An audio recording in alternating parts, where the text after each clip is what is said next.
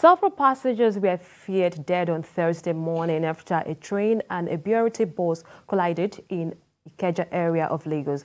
The moving train ran into the BRT bus at PWD crossing in Ikeja and dragged it to Shogunle area of Lagos. The Lagos State Commissioner for Health, Professor Kinabayomi, says 32 patients rescued from the accident scene have been discharged. The commissioner added that the total of 102 victims were recorded and 6 confirmed dead. The 44-year-old driver, Oluseun Osinbajo, has appealed to victims of the accident to forgive him. Some survivors say he had his earpiece on while driving and ignored the directive of the flag officer at the rail line. He has been transferred to the State Criminal Intelligence and Investigations Department in Lagos. To have with me to discuss this is Nelson Ekujome, political analyst. Nelson, a lot of people believe this accident is avoidable.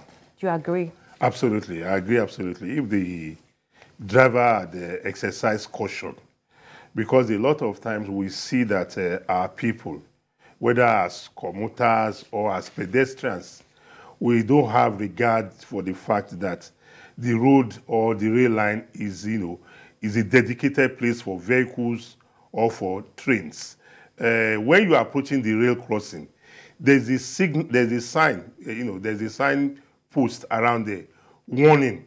So you expect that any person driving or even walking should recognize that, look, this is a dangerous place. I must look right, look left, be sure that there's no train in sight. A lot of play, if you go along our railway corridor, you recognize that our people have turned it into markets. Immediately the train is approaching. In fact, the way we conduct ourselves when the train is approaching, if you are not conversant with the attitude, you'll be afraid. But when the train is approaching, they will open up. Immediately the train goes, they reconverge, and you are like, these people are not afraid. It's like they know, it's like they have a magic within them that they can use, to direct and redirect the train. So this accident could have been avoided if the driver of that bus, had observed the normal safety procedure at the railway crossing. Speaking of the driver, he's been arrested and now has been subjected to psychiatric, physiological and drug tests. What do you think? How will you assess the response of the state authorities towards this accident?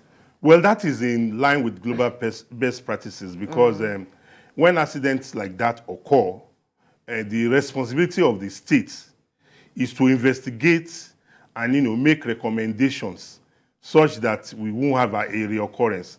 And subjecting him to those tests is to confirm if he was under the influence of, maybe drugs, maybe alcohol, or if he was, not in a good... They said he had earpiece on his ears. Yes, that will be left for the investigators, to prove, because when an accident occurs, you hear all sorts of stories. But I know for sure that is in, police custody.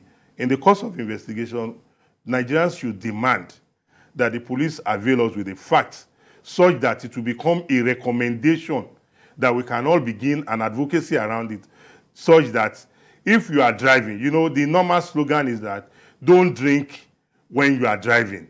And if you are drinking, make sure you don't drive.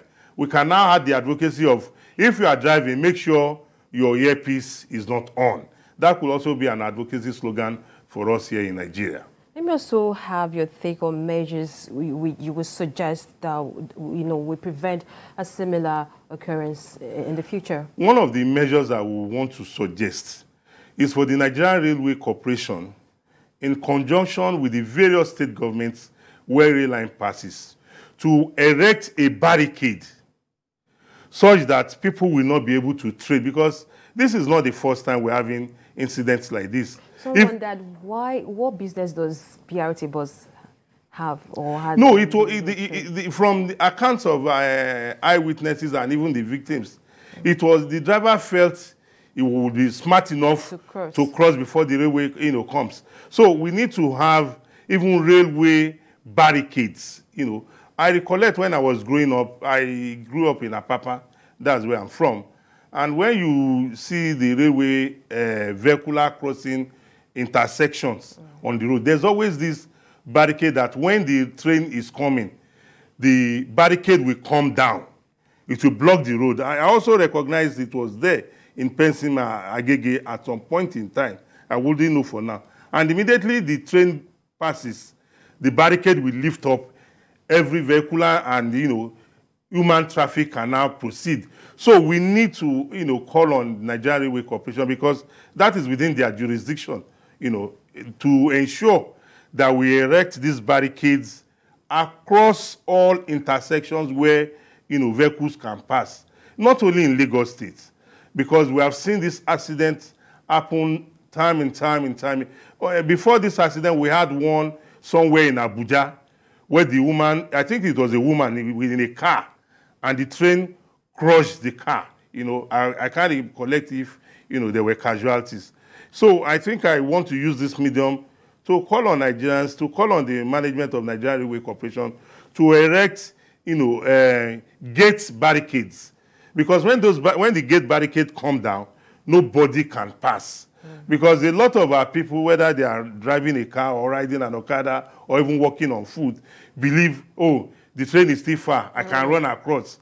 But, you cannot predict what can happen. So I think we must call on the authorities, to put in place these measures to prevent a reoccurrence. My sincere condolences to the families of those who have died, to the Lagos State government and its, working personnel. Those who are injured, I wish them speedy recovery. And to the families of those who are gone, I pray that the Almighty will console them. Of course, amen. Thank you very much for your contribution. Nelson Ekujimi, thank you for coming on the show. Thank you very much for having me.